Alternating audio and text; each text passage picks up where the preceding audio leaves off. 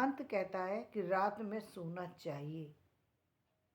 परिस्थिति कहती है कि यदि रात में आपके पास सारे साधन उपलब्ध हैं, यदि रात में आपकी ऊर्जा काम करती है, तो आपको रात में काम करना चाहिए।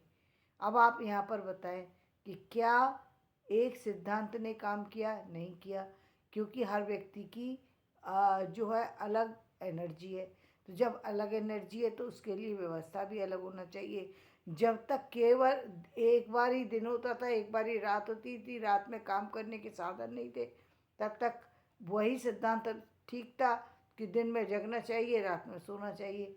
लेकिन जब चीज़ें बदल गई, परिस्थिति बदल गई, रात में भी आपको दिन के उजाले की तरह रोशनी मिल सकती है, काम करने के साधन प्राप्त हो सकते हैं, तो रात में काम क्यों नहीं करना चाहिए जी। और कुछ लोगों की एनर्जी ही रात में काम करती है, उनकी एनर्जी दिन में काम करने लायक ही नहीं होती।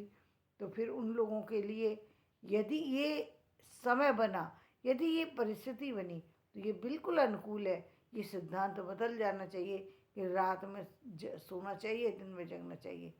क्योंकि जो दिन में जगते हैं उनके लिए रात रात में ही होती है, लेकिन जो रात में जगते हैं उनके लिए रात जो है वो दिन में होती है। निश्चित रूप से उनका जो बॉडी क्लॉक है वो बिल्कुल अलग काम करता है।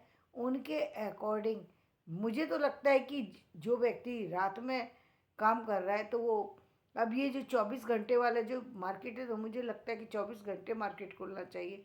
क्योंकि जो रात में निकल रहा है उसको रात में ही तो चीज़ें लेने की ज़रूरत होगी। जो दिन में सो रहा है वो रात दिन में खरीदने कैसे जाएगा? ये मैंने बहुत सारे से लोगों में अनुभव किया।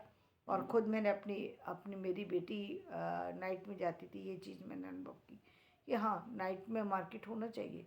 जब बच्चा उसका उसका टाइम टेबल ही चेंज हो गया, तो सारी चीज़ें चेंज हो गई।